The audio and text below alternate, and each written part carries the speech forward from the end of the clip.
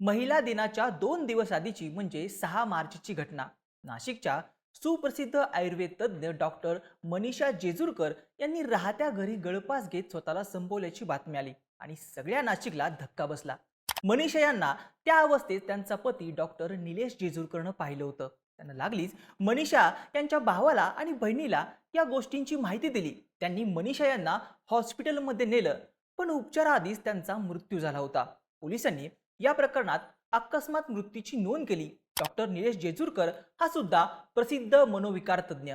त्यामुळं त्याला आपल्या बायकोच्या मनातलं कळालं कसं नाही असे प्रश्न विचारले.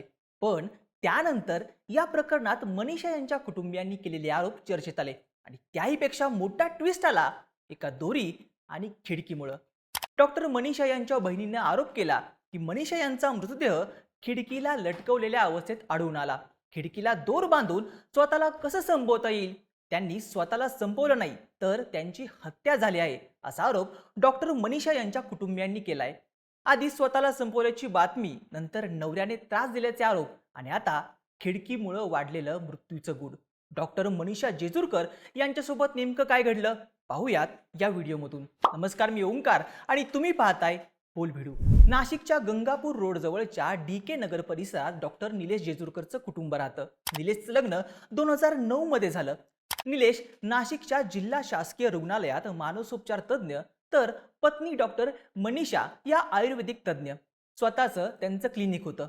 पण 6 मार्चला त्यांच्या घरात जे घडलं त्यामुळं सगळा नाशिक जिल्हा हादरून गेला. 6 मार्चला दुपारी 12:30च्या दरम्यान निलेश आपल्या घरी गेला आणि त्यानं तातडीनं मनीषा यांच्या बहीण आणि भावाला फोन केला. घरी बोलवून घेतलं. मनीषा घराच्या खिडकीजवळ गळफास घेतलेल्या अवस्थेत निश्चित पडलेल्या दिसल्या. या तिघांनी त्यांना हॉस्पिटलमध्ये नेलं, पण उपचाराआधीच त्यांचा मृत्यू झाला होता. या घटनेची माहिती गंगापूर पोलिसांना देण्यात आली. प्रकरण हाय प्रोफाईल होतं. पोलीस हॉस्पिटलला आले, घटनास्थळाची पाहणी केली. या घटनेची चर्चा सगळ्या नाशिकमध्ये सुरू झाली. डॉक्टर मनीषा जेजुरकर यांनी टोकाचं पाऊल उचलण्यामागं काय कारण असेल याबद्दल वेगवेगळ्या शक्यता बोलून दाखवल्या जात होत्या. पण या प्रकरणात खळबळ उडाली ती डॉक्टर मनीषा यांच्या कुटुंबियांनी केलेल्या आरोपांमुळे.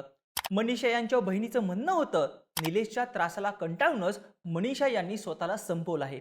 माध्यमांमध्ये असलेल्या बातम्या आणि मनीषा यांच्या कुटुंबियांनी केलेल्या आरोपानुसार जिल्हा शासकीय रुग्णालयात मानसोपचार तज्ज्ञ म्हणून काम करत असताना सोबत काम करणाऱ्या डॉक्टर स्वाती चव्हाण यांच्याशी निलेशची जवळीक वाढली होती. 2021 पासून त्यांचे विवाहबाह्य संबंध असल्याचा संशय मनीषा यांना होता. निलेश सातत्यानं आपल्याकडे दुर्लक्ष करतोय. घरच्या किरकोळ गोष्टी सुद्धा तो स्वाती यांना सांगतोय, त्यांचा सल्ला घेतोय असं मनीषा यांना वाटत होतं. त्यात डॉक्टर स्वाती अनेकदा निलेशच्या घरी यायच्या.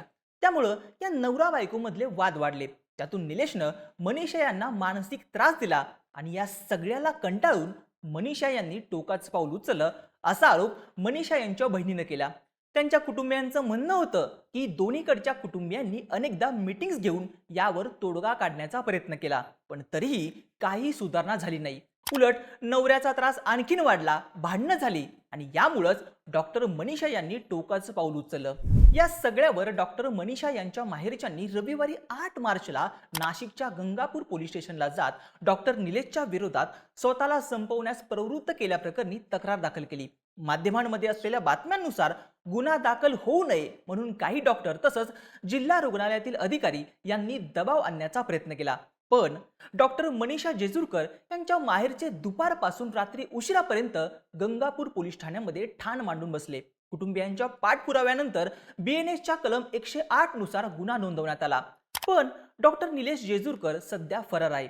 पोलिसांनी त्याच्या शोधासाठी टीम्स रवाना केल्या आहेत. एवढंच नाही तर ज्या डॉक्टर स्वाती चव्हाण यांच्यावरून जेजुरकर दाम्पत्यात वाद सुरू होते त्या सुद्धा फरार आहेत.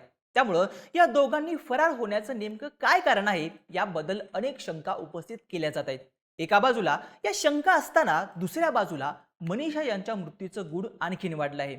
कारण ठरलं आहे एक खिडकी. डॉक्टर मनीषा यांची बहीण हर्षदा यांनी केलेला एक आरोप हे गूढ वाढण्याचं कारण ठरलं आहे. हर्षदा यांच्या म्हणण्यानुसार माझ्या बहिणीचा मृत्यू नेमका कसा झाला हा खरा प्रश्न आहे. जेव्हा आम्ही मृतदेह पाहिला तेव्हा मनीषा खिडकीच्या दोरीला लटकलेल्या अवस्थेत आढळून आली. खिडकीला दोर बांधून कोणी स्वतःला संपवेल का हा माझा प्रश्न आहे. श्वास घेताना दोरीची लांबी कमी असावी लागते, पण मी पाहिलेल्या फोटोत ती खूप जास्त होती. त्यामुळं हा सगळा प्रकार स्वतःला संपवण्याचा आहे की हत्या आहे याचा सखोल तपास झाला पाहिजे, अशी मागणी हर्षदा यांनी केली. डॉक्टर मनीषा यांच्या माहेरच्यांनी पोस्टमार्टम रिपोर्टवरती सुद्धा अनेक शंका उपस्थित केल्या आहेत.